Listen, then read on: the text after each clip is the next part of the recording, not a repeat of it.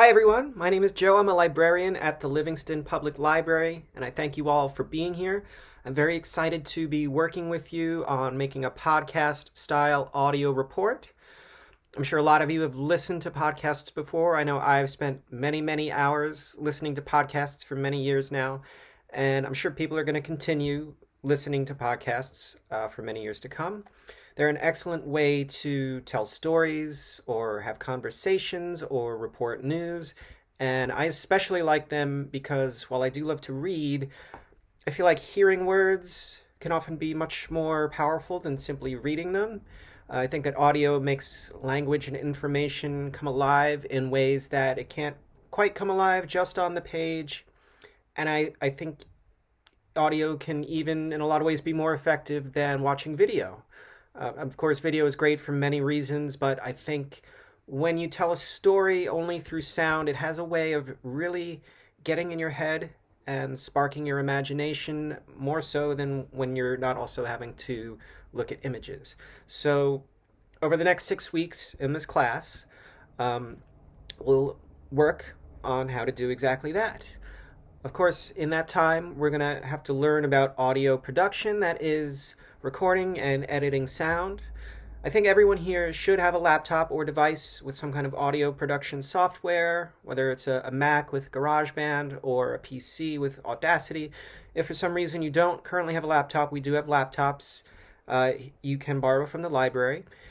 And over the next couple of weeks of this course, we will do some lessons on audio production in both of those programs, so you'll know how to make your reports sound excellent and professional. Later on, we'll also have some lessons on what makes for a good and interesting podcast. That'll be a couple weeks from now, but for that, we're going to listen to 2 podcast episodes from shows you may have heard of or maybe even listened to already. We're going to listen to an episode from the first season of NPR's Serial, which, if you don't know, is a true crime podcast series about a murder where the host of the show does all kinds of investigations as to whether the young man who was in prison for that murder actually committed it. So we'll listen to that, and we'll try to pick apart how it's arranged, how it presents information, and how it tells its story with words and sound. We'll also listen to a podcast episode of another great series called Welcome to Night Vale, which is much different. It's actually a fictional show that presents itself as a local news radio program in a town called Night Vale where all kinds of weird supernatural things happen. And although the reports we'll be making in this class will be based on facts, I do also want us to explore and dissect how fictional podcasts are made too, because I want you to feel free to be as creative as you'd like and as creative as you can be when making your reports. And I want you to be able to take inspiration from all kinds of sources. Though again, that's as long as the substance of your reports are based in facts and that you make it obvious enough for your listeners what is truth and what may be fiction. And of course, in order to make our reports, we're going to need a subject. So picking our subjects and finding information sources about those subjects will be the first main step in this project. Now, the subject of your report is going to be either a person or some kind of event from history, and you can choose just about any subject as long as it meets a couple of requirements. One, the person or people that you cover in your reports need to be different from you in at least one significant way. So they should be of a different ethnic background or different gender or different religion, etc., different from you in at least one way. Also, you need to be able to find at least 4 sources from the library about your subject, with at least 2 of those sources located through searching our online catalog and at least 2 sources located by browsing the library shelves. So there's a couple different ways to do this. Let's say you already have a good idea of what you want your subject to be, and in that case you can go right to the online catalog. Here I'll share my screen with you to show you what I'm talking about. Okay, so here we are at the online search catalog for the library, and the first thing I'm going to do before I even type anything into the search catalog here, I want to go to where it says highlight for. Right now it says all libraries, but I want to only highlight our library, so that'll favor sources that are available from our library. It'll be very helpful. And now that I'm in the search bar, I'm going to say, I think I want to do a report on Nina Simone. She's one of my all-time favorite musicians and led a very interesting life. She was very active in the civil rights movement in the 60s, so I'm going to enter her name here and click go. And all right, and now before I look at the results, I'm again going to make sure that we focus only on what is available from the Livingston Library. That'll make our lives much easier. And let's scroll down. Okay. Oh, also I want to sort by, not by most popular, but by relevance. So I get the most relevant information first, hopefully.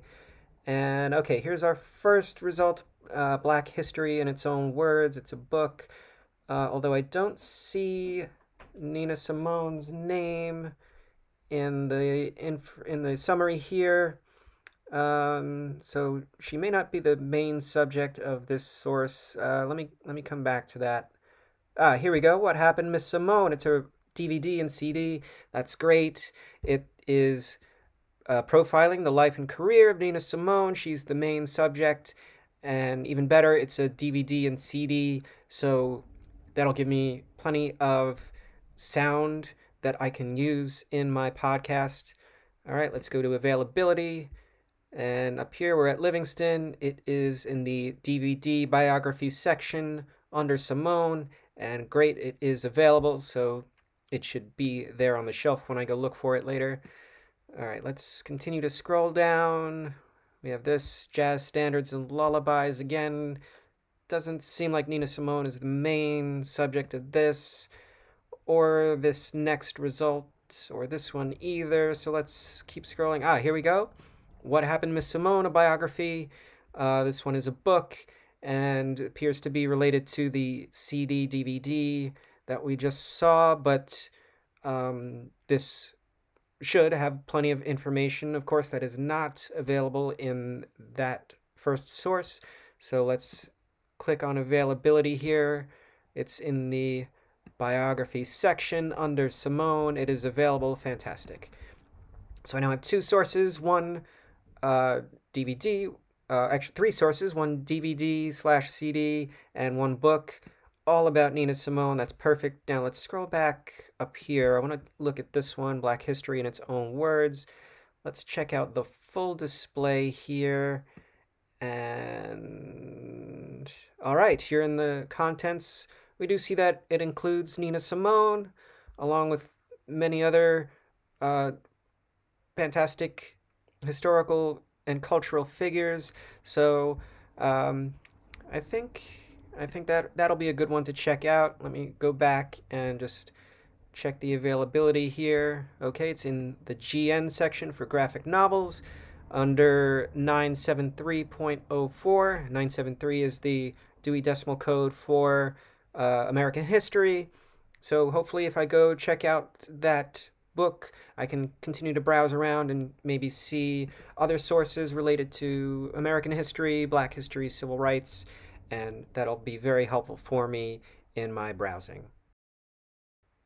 All right, and so once you know which sources you're looking for, you can find the section in the library where those books are. And once you're there, you can browse the shelves to see if there might be any other sources in that section that might be useful for your report. For instance, for my report on Nina Simone, I might browse the shelves to see what other books I might find about musicians or civil rights or Black history, to see if there are other sources I can use to add a little more context to the story I want to tell. On the other hand, if you're not quite sure yet what you want your subject to be, you can just flip the process. So let's say I know I'm interested in music, and I think I want to do my podcast about a famous musician. I just can't think of who at the moment. So I can start by going to the music section of the library, and I'll browse the shelves until I spot some sources, and suddenly I find a book on Nina Simone, and I say to myself, yes, there's my subject. Then I can go take the books I find on the shelf, then go back to the online catalog and search for other sources that I didn't see on the shelf or are in a different section of the library. Now, just before we start our search, one more bit of housekeeping, which is how you will be evaluated on this final project. Now, don't worry, this isn't like a grade that's going to count as part of your school average or anything. It's just a way to give you a sense of how well you succeeded on the project. And also the requirements are fairly simple.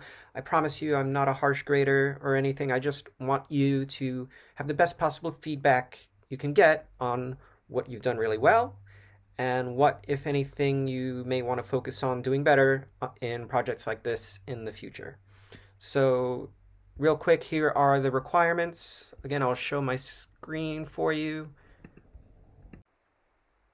Okay, real quick, how we're going to evaluate your podcast. First, it's got to be at least 10 to 15 minutes long.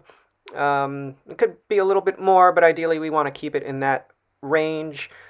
Second, you're going to get feedback and constructive criticism from both your instructor, that's me, and your classmates. And I just want to stress constructive criticism. We want to be helpful in any critiques that we give to our fellow classmates. Next, 20% of your rating will be determined by whether you use at least 4 sources. And again, that could be print, audio, and video. Ideally, you want to get different kinds of sources. And you want to have at least 2 of those sources found through catalog searching and at least 2 from shelf browsing. So there you go. By the end of today, after we finish our search exercise, you'll already have 20 points. All right. Next, 50% of your rating is going to be whether you write and narrate an original journalistic report with proper citations. So basically, you want to do original work, but of course you can cite work and quotes that other people have written or created, but you just have to make sure that you give proper credit to what you did not create originally, and we'll go over how to do that later on. 15% of your rating will be determined by whether you incorporate at least 3 instances of sound design beyond your voice. That's sound effects, music, primary audio sources, etc., to enhance your narrative. And finally, the final 15% of your rating will be, do you present at least 1 pair of contrasting opinions or accounts of your subject and demonstrate/evaluate the accuracy of those accounts. So, for instance, for my report, I'm sure there will be a lot of sources that say certain things about Nina Simone. Are there conflicting opinions? Are there disagreements about certain events in her life or about her work or character that we want to use to present a kind of a broad and balanced depiction of our subject? All right, so does that sound good to everybody? Are there any questions? Okay, well, let's get to searching.